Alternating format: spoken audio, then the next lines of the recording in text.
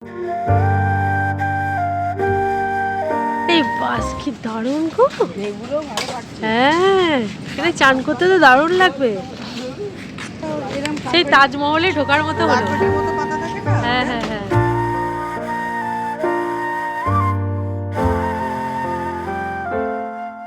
তো হে বন্ধুরা, তোমরা সবাই কেমন আছো? আশা করি তোমরা সবাই খুব ভালো আছো, সুস্থ আছো। নতুন একটা ব্লগে তোমাদের সবাইকে আবার স্বাগত জানাচ্ছি। তো আজকে হচ্ছে আমাদের পুরীতে লাস্ট ডে, আর আজকে আমরা মন্দির দর্শনে যাব। তবে আজকে একটা দারুণ জিনিস হয়েছে জানো, যেটা কোনো দিন এর আগে হয়নি। আজকে মা রেডি হয়ে গেছে, বাবা রেডি হতে পারেনি। তো আমরা বললাম, আমরা কারণ অনেকটা সকালে উঠেছি, দেখতেই পাচ্ছ রাস্তাঘাট পুরো ফাঁকা। আমরা 5টার সময় উঠে অ্যালার্ম দিয়ে রেখেছিলাম, তাড়াতাড়ি উঠে স্নান করে, আর কোকোও দেখো স্নান করে নিয়েছে। তো আমরা গিয়ে আগে লাইন দিই, তারপর বাবা মারা আস্তে আস্তে আসবে, কারণ এতটা লাইনে মা দিতেও পারবে না। আর এর বেশ কিছুদিন আগে আমার মা বাবা এসেছিলো, তখন মা বাবা যে পান্ডার কাছে পুজো দিয়েছিল, তাদের মা বাবার এক্সপিরিয়েন্স ভীষণ ভালো ছিল। তো সেই পান্ডার কাছেই আমরা যাচ্ছি। তবে আজকে না সোমবার পড়াতে এখানের লোকাল লোকেরা দেখছি জল ঢালতে যাচ্ছে লোকনাথ এক মন্দিরে, খুব জাগ্রত মন্দির আছে। তো আমাদেরকে টোটোটা অনেক আগে নামিয়ে দিয়েছিল।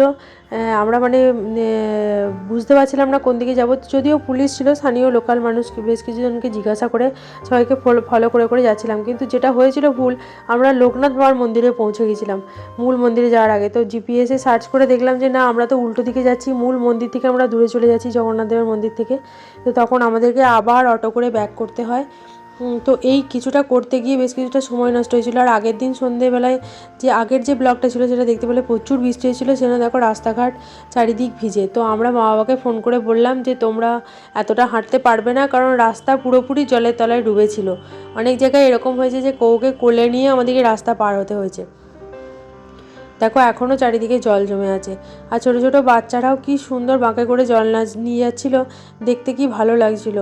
যাই হোক, আমি নিজেও যদিও শিবের খুব ভক্ত, কিন্তু জগন্নাথ দেবের ধামে এসে জগন্নাথ দেবের দর্শন করব না আর জগন্নাথ দেবকে প্রণাম করতে যাবো না, সেটা হয় না। জগন্নাথ দেব টেনেছে বলেই আসতে পেরেছি, অনেকবার বহু প্ল্যান করেও আমরা আসতে পারিনি জগন্নাথ দেবের কাছে। তো এই দেখো, এই বাচ্চাটাকে কি সুন্দর সাজিয়েছে, আর আমি ওর একটা ফটো তুলে নিচ্ছিলাম। ছোটো ছোটো পায়ে হেঁটে হেঁটে যাচ্ছিলো বাবার কাছে জল ঢালতে, দেখে খুব ভালো লাগছিল। আর তারপরে আমরা একটা বললাম পুলিশকে যে আমরা এরকম রাস্তা হারিয়ে ফেলেছি।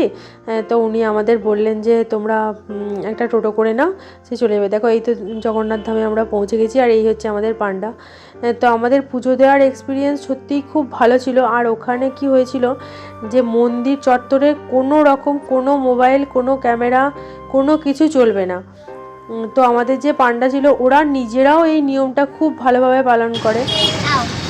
কেমন লাগলো বল দেখে? কেমন লাগলো বলো? মনটা একবারে ভরে গেল বলো, এত সুন্দর ঠাকুরের দর্শন হয়েছে। এত ভালো দর্শন হবে আমরা কোনোদিন ভাবতেই পারিনি। যে এই যে পান্ডাজি, তার নাম্বার আমি অবশ্যই ডেসক্রিপশন বক্সে দিয়ে দেবো, তোমরা ওনার সাথে কন্ট্যাক্ট করে আসতে পারো। উনি খুবই ভালো লোক, উনি ছিল বলে আমাদের দর্শনটা হলো। মাইক হচ্ছে এখন। জানি না, হয়তো সত্যিই জগন্নাথ দেব চেয়েছিল বলে আমরা এত ভালো দর্শন করতে পেরেছিলাম। ওখানে প্রচণ্ড সাউন্ড হচ্ছিল বলে বলতে পারছিলাম না। আমার না চোখে জল চলে এসেছিলো জগন্নাথ দেবকে এত কাছ থেকে দেখে। একদম মূল মন্দিরের ভেতরে, গর্ভগৃহের ভেতর দিয়ে আমাদেরকে নিয়ে গিয়েছিল এবং তারপরে বের করে দিয়েছে। তো এই আলোচনায় আমরা এসে মা বাবাকে সব বলছিলাম। আর ব্রেকফাস্টও করে যাইনি, তো আমরা এসে ব্রেকফাস্ট করলাম। তো আজকে আমাদের একটা বিশেষ প্ল্যান আছে। প্রথম তো ছিল মন্দিরে পুজো দেওয়া, সেইটা হয়ে যাওয়ার পর আমরা এরপর যাব গোল্ডেন বিচ দেখতে। তো এর আগে যতবার আমরা এসেছি তখন উদয়গিরি, খণ্ডগিরি, নন্দনকানন এগুলো সবই আমাদের দেখা হয়ে গেছে। তো আমরা ঠিক করেছিলাম ওইগুলোতে আমরা যাব না। এরপর আমরা যখন এসেছিলাম তখন লাস্ট টাইম 9 বছর আগের কথা বলছি, তখন এই গোল্ডেন বিচ এটা ছিল না। তো ওখান থেকে আমাদের যে প্রথমে যে হোটেলটা নেওয়া হয়েছিল সেটা গোল্ডেন বিচের কাছাকাছি ছিল, কিন্তু সেই দিনের জন্য কোনো আমরা রুম পাচ্ছিলাম না। সেই জন্য গোল্ডেন বিচ থেকে, যেটা পুরীর মেন স্বর্গদ্বারের কাছাকাছি আমরা ছিলাম।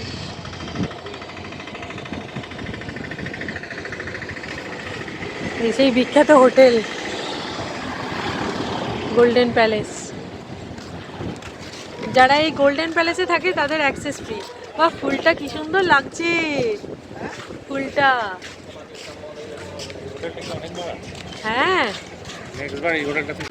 মা রোদ্দুর রোদ্দুর করে চিৎকার করতে শুরু করেছে, বলছে কতক্ষণ থাকবি, টোটোটাকে দাঁড় করিয়ে রেখে দিচ্ছে একদম। হ্যাঁ, টোটোওয়ালাটা ভালো দেখলাম। স্নেহা এটাই ছিল, জানিস তো? স্নেহা টিকু ব্লু ফ্ল্যাগ বিচটা রিপেয়ার হচ্ছে লেখাটা বাসগুলোর জন্য। এই দেখো এখানে টিকিট টাইমিং সব লেখা আছে।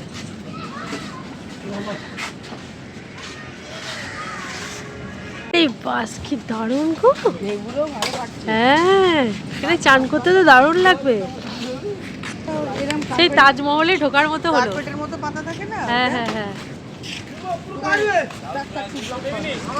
এখানে না থাকলে চান করতে পারবে। হ্যাঁ, কারণ এই ভেজা অবস্থায় তুমি জগিং করতে পারবে। দেখো এখানে দিয়ে চিলড্রেন প্লে এরিয়া এইদিকে। আর কোকোকে বলে লাভ নেই, কি সুন্দর সত্যি। ভিডিওটা যেটা দেখেছিলাম তার থেকেও অনেক সুন্দর গোল্ডেন বিচ।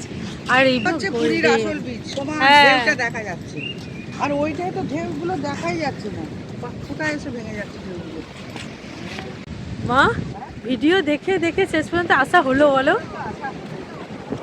সত্যি এর জন্য ইউটিউবকে থ্যাংক ইউ। কোনো জায়গার কোনো কিছু ইনফরমেশন চাই, সঙ্গে সঙ্গে ইউটিউবে একটা ভিডিও দেখে নাও। ভালো দেয়, খারাপ হ্যাঁ, ফুটবল ভলিবল কত কিছু নেওয়া যায় ভাড়া। দেখো এখানে সব লেখা রয়েছে। কোকোর ড্রেসটা ঠিক হলো না, বললাম চেঞ্জ করে নিয়েছি। না না, সিকিউরিটি গার্ড রয়েছে। দেখ মাছি বেড়াচ্ছে, দেখেছিস? প্রচণ্ড উত্তাল সমুদ্র। এখানে তো সমুদ্রটা না খুব উদার। হ্যাঁ, কোকোর এত সমুদ্রে চান করে হলো না, এখন বলছে পা ভেজে। এখানে বিচগুলো ঢেউগুলো দেখো একদম সামনে।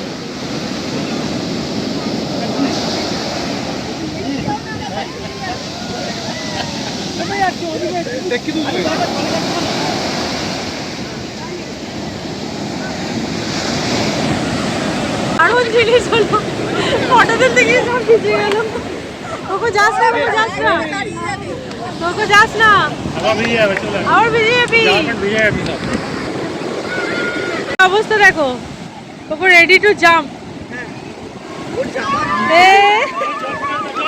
এই জল ছেটাস না, ভিজে যাবে সবাই।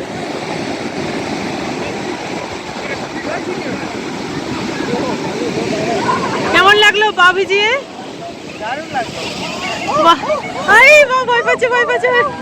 যা, আমাদের কাছে তোমার ভয়ের জন্য আমাদের কাছে আসছেই না।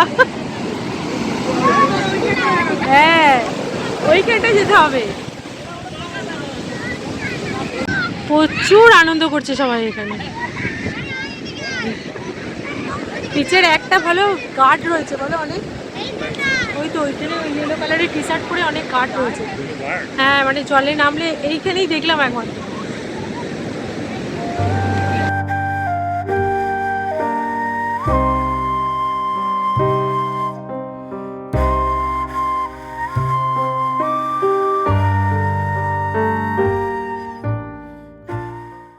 আমাদের গোল্ডেন বিচে আসাটা কোনো কারণে পোস্টপোন হয়ে যাচ্ছিল, শুধু বারবার বলো।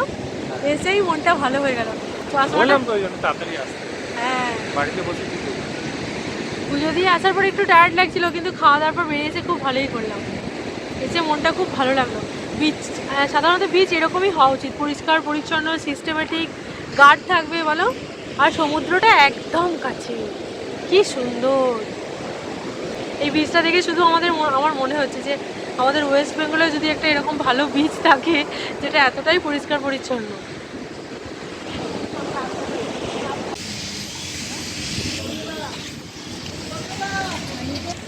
হঠাৎ বৃষ্টি চলে আসার জন্য আমরা সবাই চলে এলাম।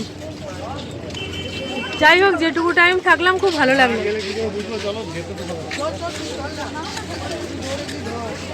কি টোটোর স্ট্যান্ড ওটা, ওখান থেকেই পেয়ে যাবে। এই হোটেলটা দারুণ, একদম গোল্ডেন বিচের ওপরে, গোল্ডেন প্যালেস। হ্যাঁ, এখানে এসে মন ভরে গেল সত্যি। এমনি এমনি ব্লু ফ্ল্যাগ বিচ। তো তারপর আমরা বাড়ি চলে এসেছিলাম, আর মা বাবারা আবার মন্দির গিয়েছিল জগন্নাথ দেবের দর্শন করার জন্য, কারণ এই সময় ভিড়টা একটু কম থাকে। তো হোটেলে এসে দেখো, আমরা হোটেলে এর আগের বারেও বললাম যে হোটেলের খাওয়া দাওয়া খুব ভালো ছিল।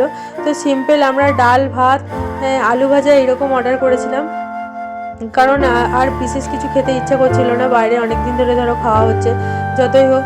বাইরের খাবার। তো যারা আপকামিং পুরী আসছো তাদেরকে অবশ্যই বলবো গোল্ডেন বিচে যাবে, বেশ কিছুটা সময় কাটাবে, এটা 100% রেকমেন্ডেড থাকলো ফ্রম সোনাস ডায়েরি কলকাতা। দেখা হচ্ছে খুব তাড়াতাড়ি নতুন একটা ব্লগের সাথে। টাটা। টাকা কোকো, কোকো টাকা, টাকাও কাকাই।